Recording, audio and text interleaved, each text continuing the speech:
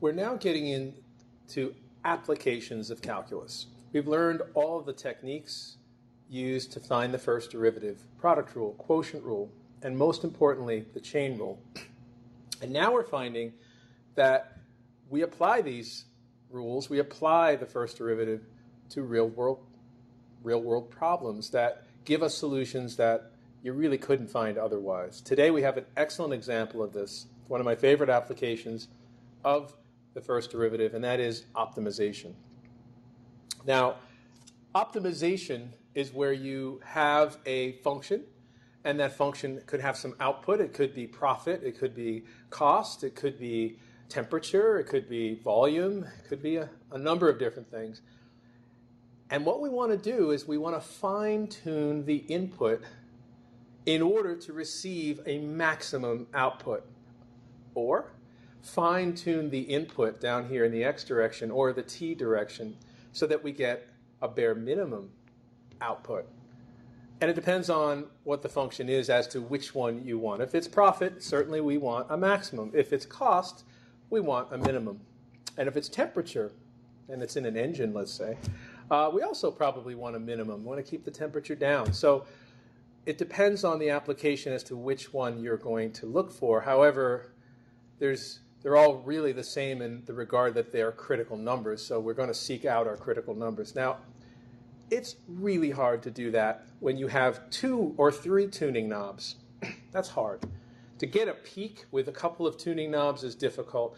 And that's when you have maybe 2 or 3 variables involved and you're like trying to turn all these knobs and you're trying to get that output to maximize. We actually have an application that's exactly that in radio. When you run an amplifier for a transmitter, for a radio transmitter, you run the power amplifier. There's 2 different knobs, the plate and the tuning knob. Anyway, there's 2 knobs that you have to kind of change the inputs on both knobs to get the maximum output power. And I'll tell you from experience, it's hard to get it because you tune this knob at its peak, and then you try this one, but then you move this knob a little bit, and now it goes up again. So there's really too much going on there to really get it exactly right. So what we're going to do is we're going to take a problem that might have more than one variable and boil it down to one independent variable. Once you're at one independent variable, then you can optimize. And how do you do that? You take the derivative and you set the derivative to 0 or undefined. So let's take a look at some examples of how we optimize. Now, when you optimize a problem, you have to know the quantity that you're optimizing, and that establishes what's referred to as the primary equation. You're going to know that you have a primary equation because the primary equation is the equation whose output is the very quantity that you are trying to optimize.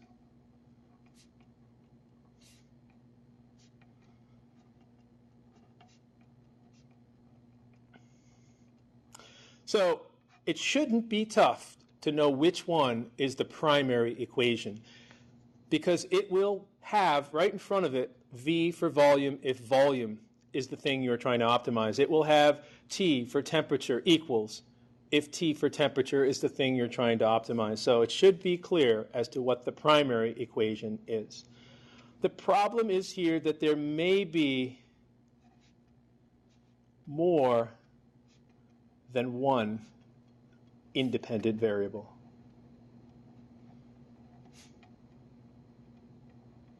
And that is what makes it tough.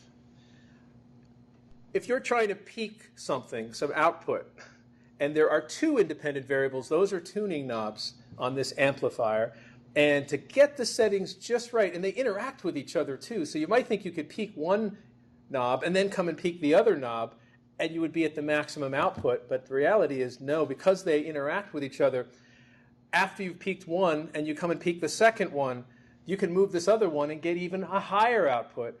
So it's really hard to maximize the output or minimize it with two tuning knobs, two independent variables. So we must boil it down to one. So how do we do that? We have another equation. It's called the secondary equation. And the secondary equation is just an equation that relates some other quantities related to our problem. Not the one you're trying to optimize, but some other quantity. So let's say you're trying to optimize volume of a box.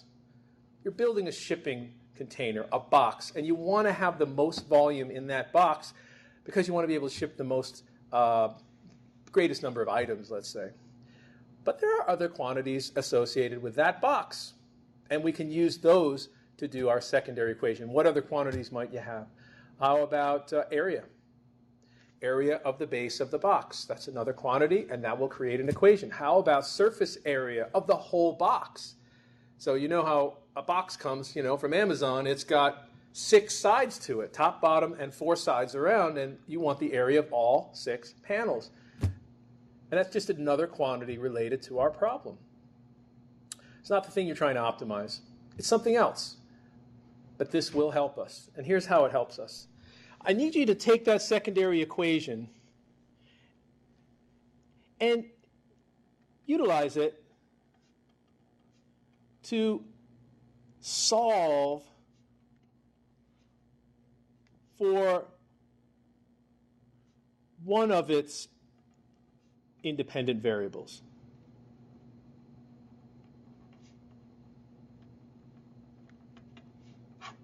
So it, very much like the primary equation, might have more than one independent variable. Again, with this volume, there are several independent variables. There's length of the box. There's the width of the box. There's the height of the box. There's 3 right there, independent variables. You can modify all 3 of them. Each one will modify the volume of the box and the surface area. But what I would like you to do is take the secondary equation. We don't really solve the secondary equation. We don't do calculus on the secondary equation. We use the secondary equation to solve for one of those independent variables, whether it's length, height, width, whatever it is. I want to see L equals, H equals, or W equals. After you're done with that, substitute for that independent variable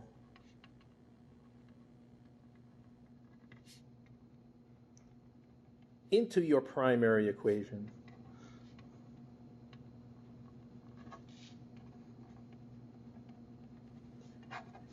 And that effectively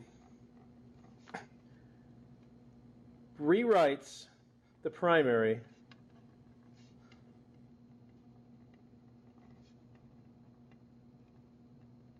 with one independent variable.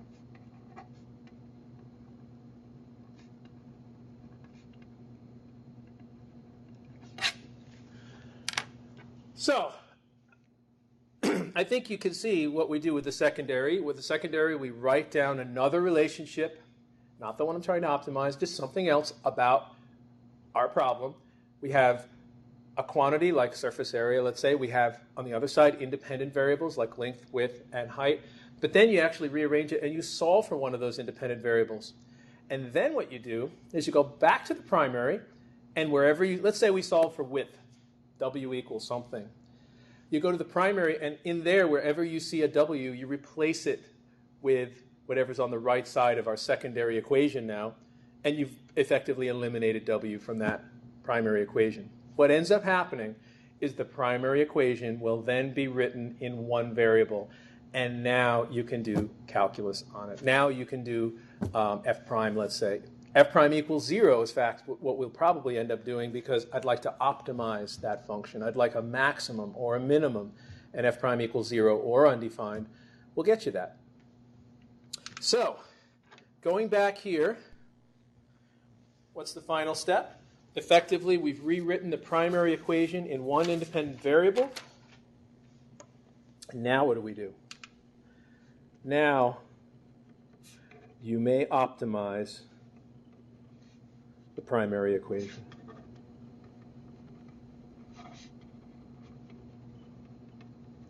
And how do you optimize it? Well, if it's truly f of x, you know, one independent variable now,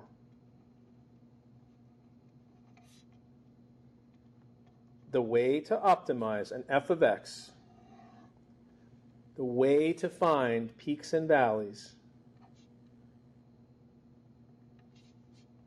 and we're not sure which we're going to get, by the way. I don't know which one it is when I initially get these. I think you know where we're headed. Find your critical numbers. That's why they call them critical, because they are so important. And we've used them multiple times now. F prime equals 0, F prime equals undefined. These are the sweet spots.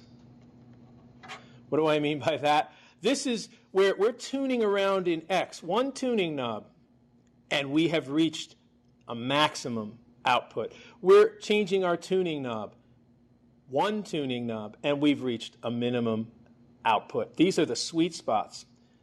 These are optimal values.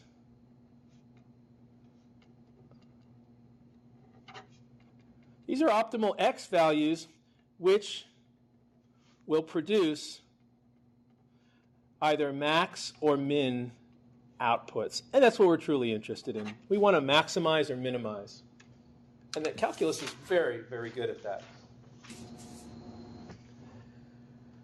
I don't think I need to discuss why we want to do that. We do it all the time. You know, a company wants to maximize profit. A company wants to minimize cost.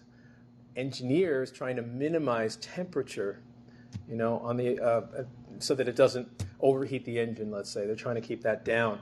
Electrical engineer is trying to minimize current, maybe, because current can produce heat, which could damage the circuit. So they're like trying to get that current down low. Voltage is okay, it can be a little higher, but the current is actually what creates heat. So maybe they're optimizing current in their particular problem. Now, the one thing I will discuss is when you find your critical numbers, you don't know which ones they are. So I want to find out quickly, and the quickest way to know is the second derivative test. So once you have found an X value that we consider optimal, we better find out what kind of optimal. Because if you're trying to maximize profit and you've hit a minimum profit, and we send that particular independent variable to our boss and say, operate the company at this value, and you're operating at a minimum profit, I don't think we'd be in that position for too long. So let's also discover what you have. In other words, let's use a second derivative test to see, do I have a maximum or a minimum? Second derivative test should tell us that rather quickly. So let me give you a concrete example here, some great examples of optimization. I like this first example in the book. I like to look at this box here. And we're going to optimize the volume of a box.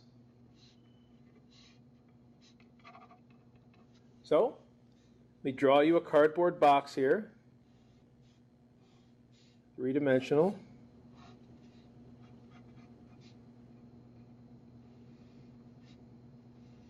And let's not put a cover on that box.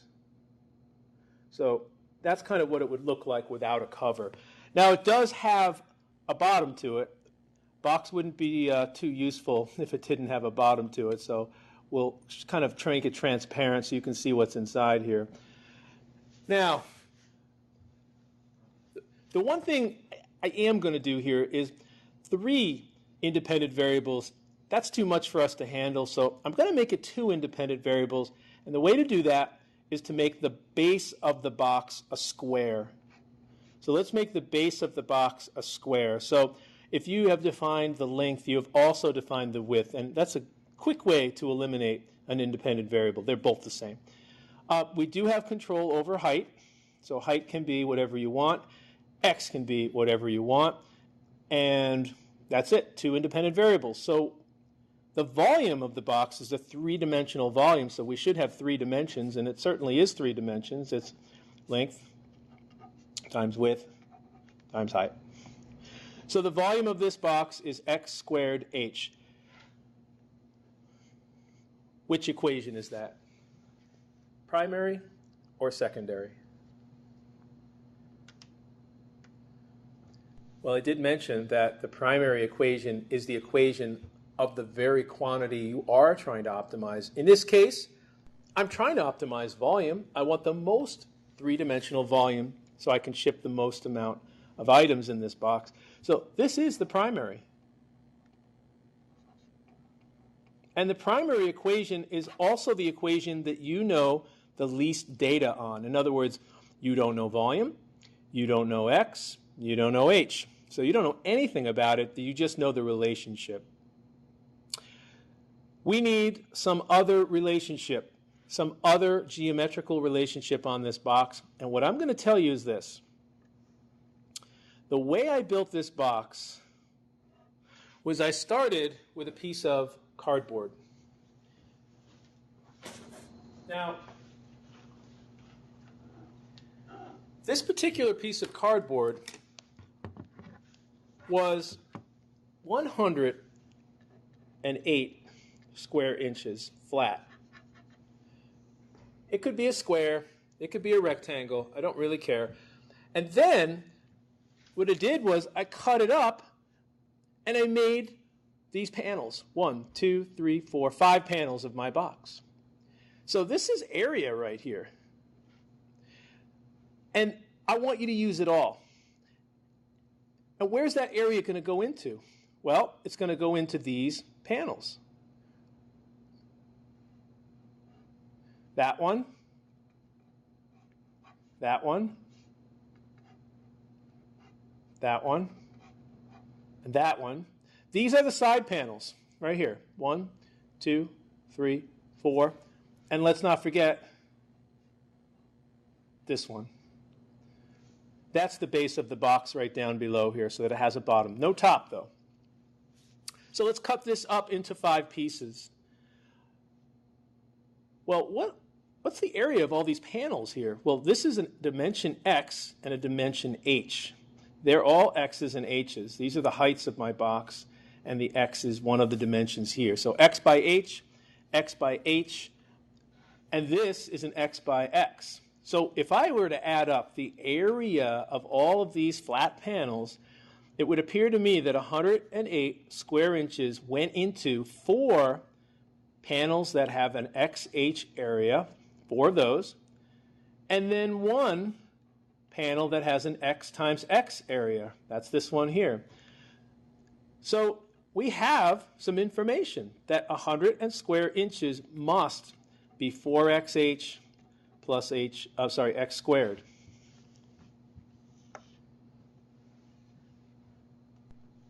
This is not the equation we're trying to optimize. Remember, I'm trying to optimize volume, and this is a surface area equation. So basically, this over here is the surface area of the box that you see above. It's all 4 panels laid out flat before we've actually built the box. And I know I got it from this piece of cardboard here. We refer to this as the secondary equation. So how do you know which one you got? Well, the primary equation is the thing that you're trying to optimize, in this case volume. The primary equation is the equation you know the least about. We don't know volume, we don't know x, we don't know h, we really don't know anything. We do know the relationship. The secondary equation is for a quantity that we're not necessarily trying to optimize. In fact, it's usually for a quantity that we very well know. And in this case, it's 108 square inches that we start with in area. So the secondary equation is not for the quantity you're trying to optimize, and it's also has information in it, things that you do know about the problem. So that's the way to determine which equation you've got, the primary or secondary. What's the goal? Well, the goal here is to optimize volume. And what kind of boxes can you build here? Well, you can build boxes that have very short heights, right? And if the height is very small, where does all that cardboard go? It goes into the base, x by x. In fact, what if we didn't build a box at all? And we just simply made a square base, x by x. Well, each side would be the square root of 108, which I'm trying to figure out here.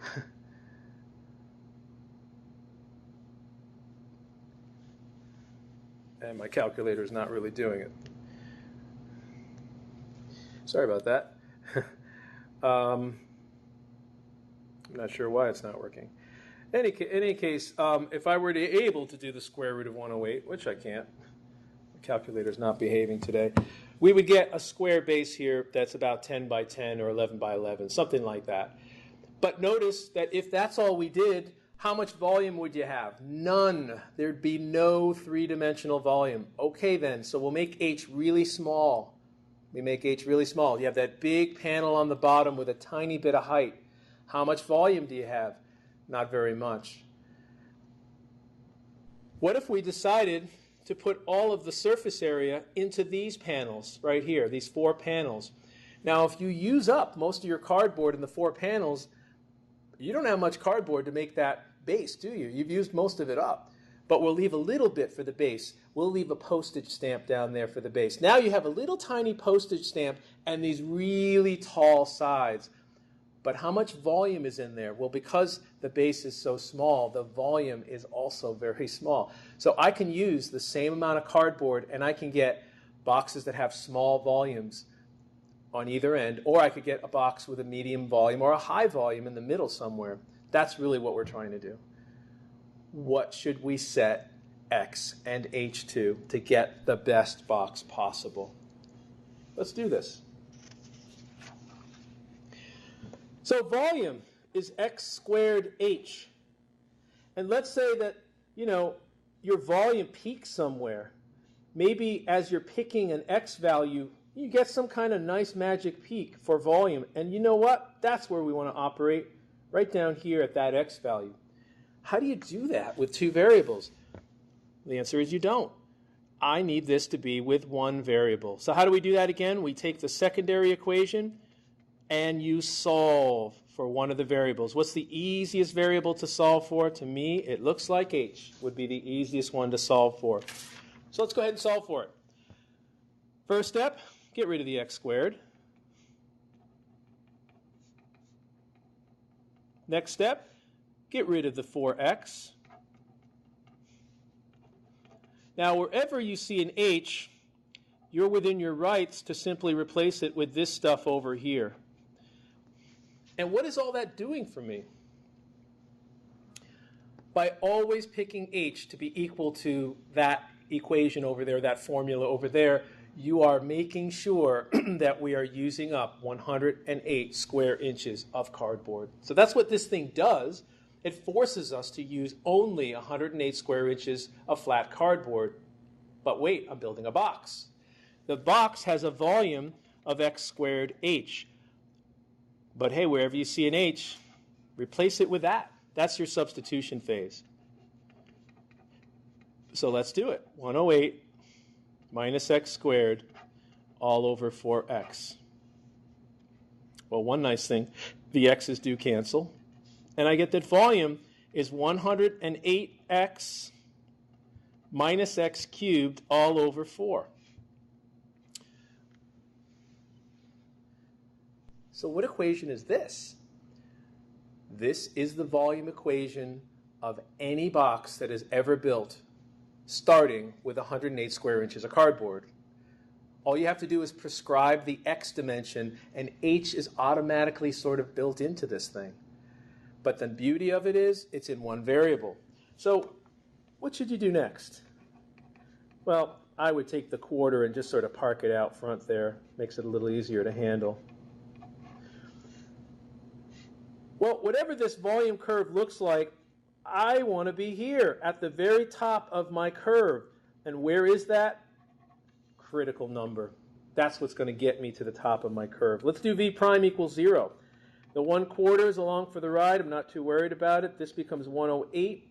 This becomes minus 3x squared. And I wonder when this is equal to 0. That will help me find my critical numbers. Multiply both sides by 4. Not much changes here, but the 4 is gone. And now let's do 3x squared is 108. Divide both sides by 3. And x squared is 108 divided by 3. Well, it turns out that 108 divided by 3 just happens to be 36. Take the square root of both sides, please. But this is a real problem. X can't be negative. That doesn't make any sense.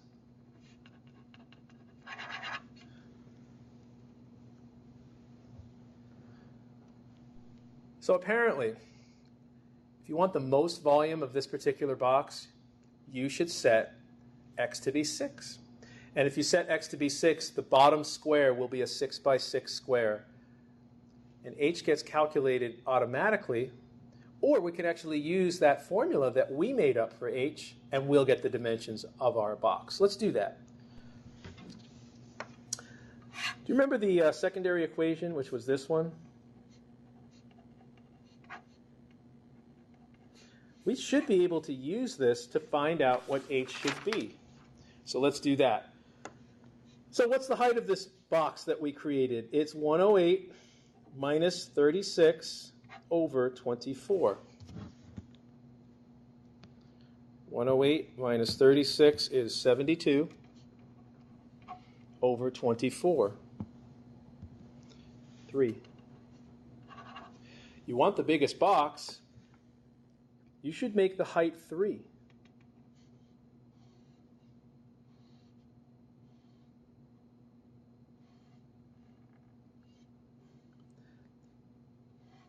But you should make your base 6.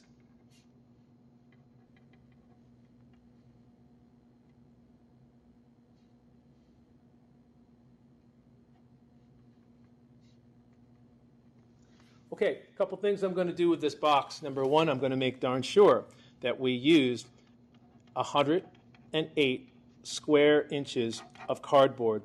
So how do we do that? Surface area. There's 5 panels total, 4 of which are the same. So there are 4 panels of x times h. Plus, don't forget the base panel, which is x squared.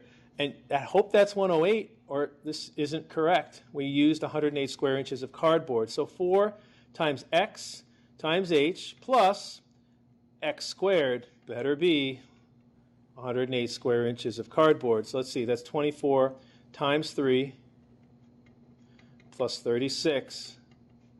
I hope that's 108 square inches. So this would be 72 plus 36, and that is a check. So far, all I did is verify that we used 108 square inches of cardboard, which actually every one of our boxes should have that.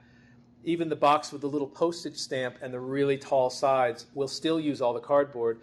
Even the box that almost used it all in the base and just used a little bit of height should also be 108. So I didn't really prove anything there other than the fact to just verify that we used up all of our cardboard. And now let's calculate the volume.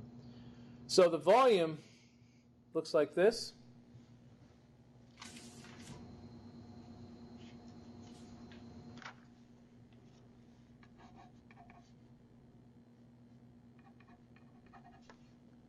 So the volume ought to be x squared h. Now remember, these are inches, so we're going to get inches squared, inches to the 1, we get inches cubed.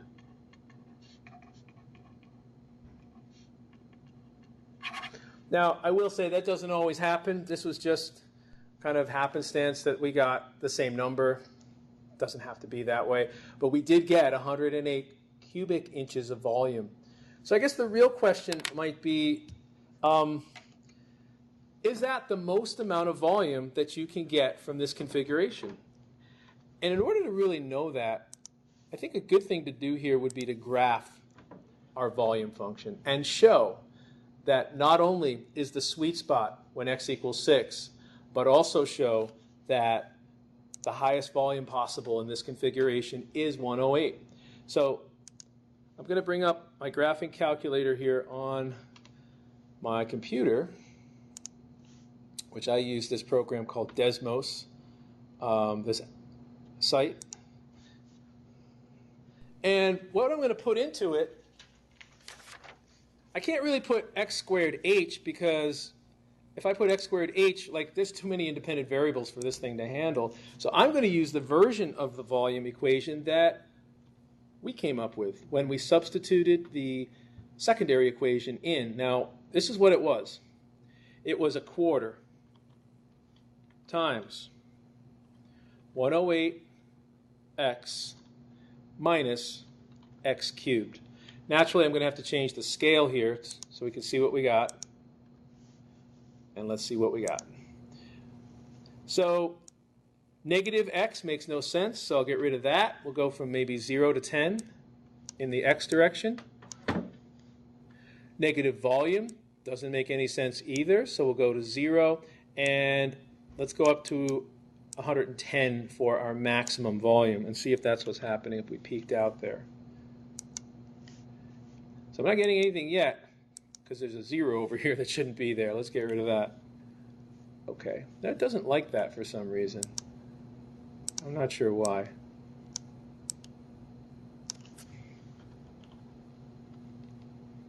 Well, let's try it again. 0.25. Maybe it doesn't like the brackets there.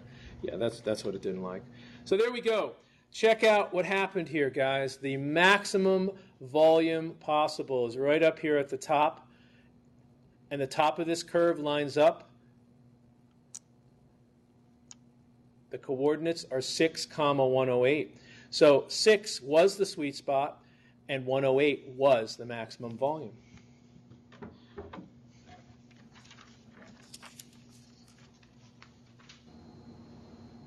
So that's an excellent optimization problem, I think.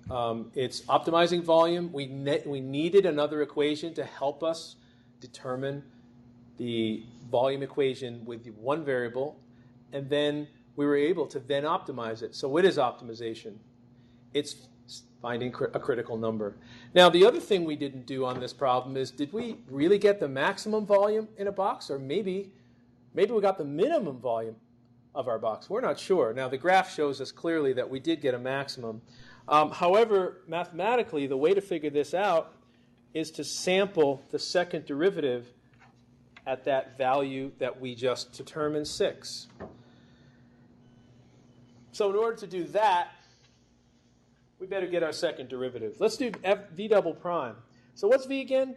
What's v prime, actually? V prime was 1/4, and it was 108 minus 3x squared. So what's v double prime? V double prime, 1/4 is along for the ride. Derivative of 108 is 0. Derivative of this is minus 6x. So what's v double prime? V double prime is minus 3x over 2. So what's v double prime is 6? Minus 3 times 6 over 2. Well, that's going to be minus 9. You're in a region of concave down. Yep, you found a maximum.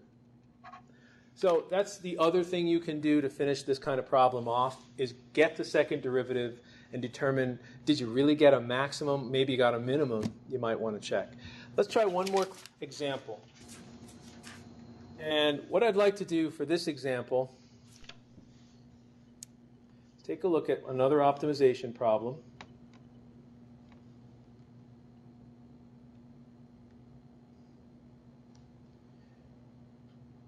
Oh, this is a good one right here. So I'm going to look at a homework problem. Our job is to figure out what is the primary and what is the secondary. This is problem number 19 in the homework. Problem number 19 looks like this. You've got a riverbank, okay? So this is a river up here. We're building a fence like this, right up against this river, and this is basically to corral some animals in. Now the dimensions of this rectangle will be x and y.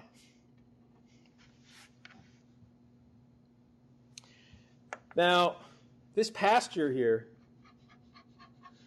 we want the area to be 245,000 square meters.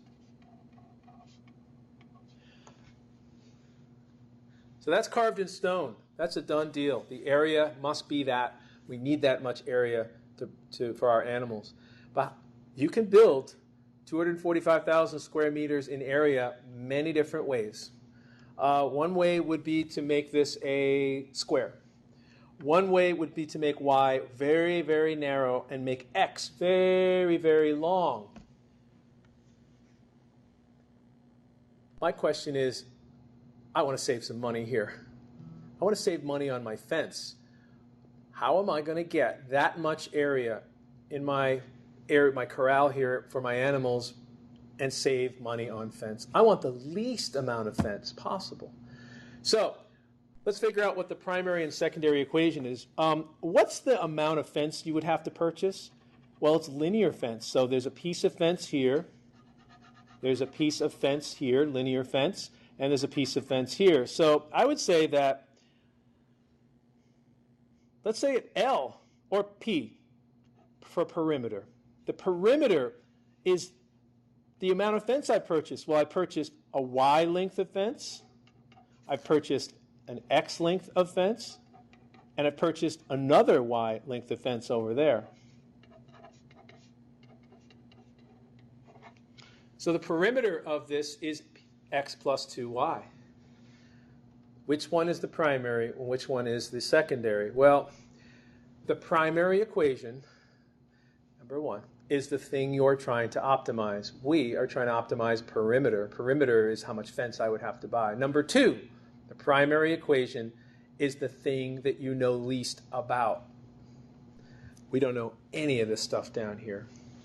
So P for perimeter, P for primary.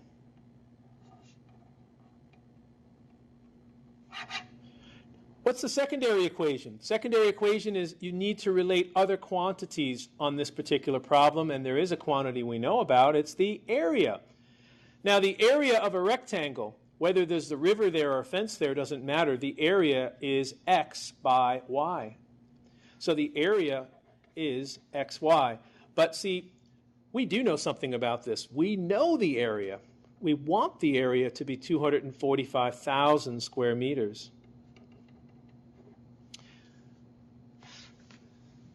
So primary or secondary? Well, the secondary equation is not something you're trying to optimize. We're not trying to optimize area. We know area. That's fixed. The secondary equation is the one you have more information about. So this must be the secondary equation. Okay, what do we do next? Well, if you remember, what we do next is we take the secondary equation and we solve for one of the variables. Let's solve for y.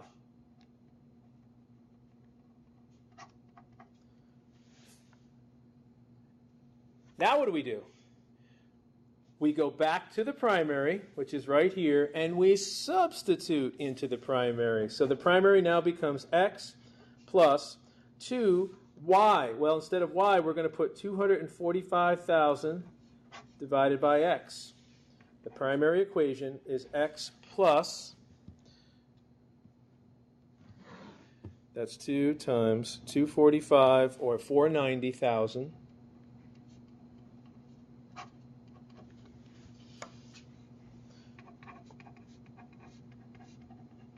And this is calculus, and I don't really want to do the quotient rule right now, so let's call it x plus 490,000 times x to the minus 1. Now, P for perimeter is the amount of fence I have to buy, and the tuning knob is only one of those dimensions, x. The y dimension is right here. It's built in to the perimeter. So you get to tune x, and of course, you want to be right there. You want the least amount of perimeter. You want to save some money. How do you do that? P prime equals 0, right? That's a critical number right there. I want to seek it out. So what's P prime? 1 plus 490,000 times the negative 1 drops down, deduct 1 from the exponent. P prime equals 1 minus 490,000 over x squared. Now, guys, when you run into a derivative, that involves fractions. I really need you to get them to go together. So get those two fractions to join up. And to do that, you know what we need, the LCD. So let's get these together. X squared top and bottom, please. So we get on top x squared minus 490,000. On the bottom, we get x squared. And how do you find your critical numbers? You find your critical numbers by setting the numerator to 0 and the denominator to 0. Let's do it.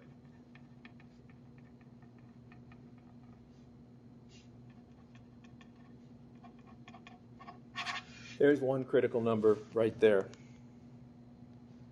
The second critical number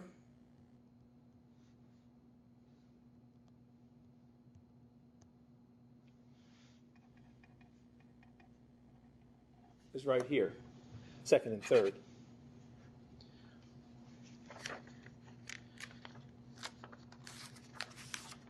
Now this is a real problem, so we got to really sort this out. Does it make any sense at all to build a pen in which one dimension is 0? You're not going to get any area. So I think we can throw that out. That is not going to work. So this won't work. Just physically impossible. Can we build a fence that has a negative distance? No, we can't do that either. So it narrows it down to this. 700 is the sweet spot. So what you should do is make your rectangle against the river here a 700 by y. Now what is y? Well, luckily, we have a formula for y, and here it is. It's 245,000 divided by x. So y, we should be able to calculate it.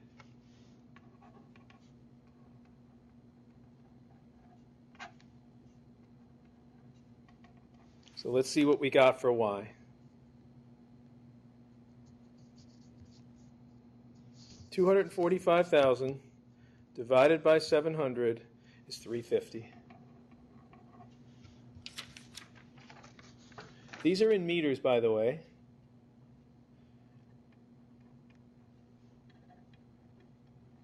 Okay. We have optimized this problem. Now I know how to build this fence. So are we going to get our 245,000 square meters of area? Let's double check that. How do we know? Well, area is easy. It's xy. Area is x, 700 meters, times y, 350 meters. And you can multiply that out for yourself. It's 245,000 square meters. So we're okay there. But there are many shapes, rectangles and squares, that will get us that much area. The question is, did we optimize perimeter? Now the perimeter, we don't need an equation for perimeter. Just add them up. 350 plus 700 plus 350, and that's going to be 1,400 meters worth of fence.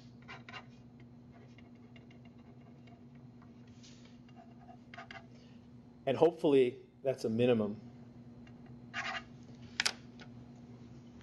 So we're in the business of saving money when we're building this pen. Hopefully 1,400 meters worth of fence, and then breaking it up into those X's and Y's will get us the area we want with the least amount of fence. Now I think we could also take a look here at a graph. And the graph I want to take a look at is the perimeter graph, because perimeter, after all, is the thing I'm trying to optimize. So I'm going to punch in the equation for perimeter. I'll use y, though, and x. So perimeter was, in one variable now, was x plus 490,000 divided by x. Okay, that was the perimeter formula. And let's see why I'm not seeing anything here.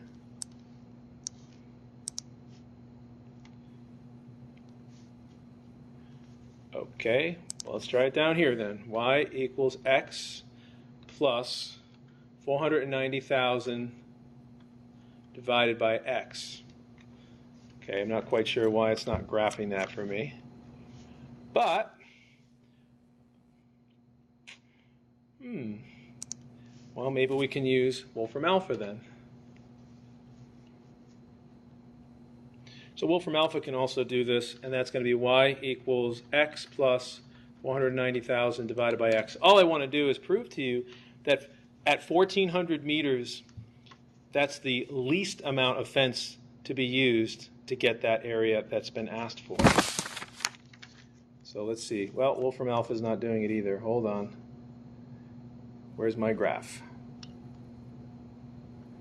Waiting for our plot. And we're not getting it.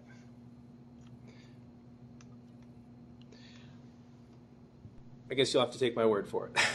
So if you were to see the plot, what you'd see is basically a upward turning parabola. And the sweet spot is pretty much what we predicted it to be, 700 meters for x, and 1,400 meters would be the least amount of fence that you would need. So I would need you to practice some of these optimization problems, and it's important to know the difference. What's your primary? What's your secondary? Primary is the thing you're trying to optimize. You know very little about it. Secondary is some other quantity that you do know, actually. You probably even know that quantity. You lock it in with a constant, and then you end up solving for one of the variables and then plugging that into the primary, and then you take the derivative of the primary and set it equal to 0. If you really want to be certain if you got a maximum, do the second derivative and make sure your second derivative is negative. If you take the second derivative and you see the second derivative is positive, now you know you have a minimum. We use this all the time to optimize things. There was a problem that one of my colleagues worked on. It was for a parking lot. Well, a parking lot, you have a certain amount of fixed area. You can't really do anything about that. You know, you have the area that's been given to you. How do you line the parking spots up to optimize the number of parking spots? Calculus actually is what solved that and got the number of parking spots needed with all of the rows that were needed so the cars could drive around as well. And you need something like calculus to get that right. Thanks very much, everyone. And work on that homework.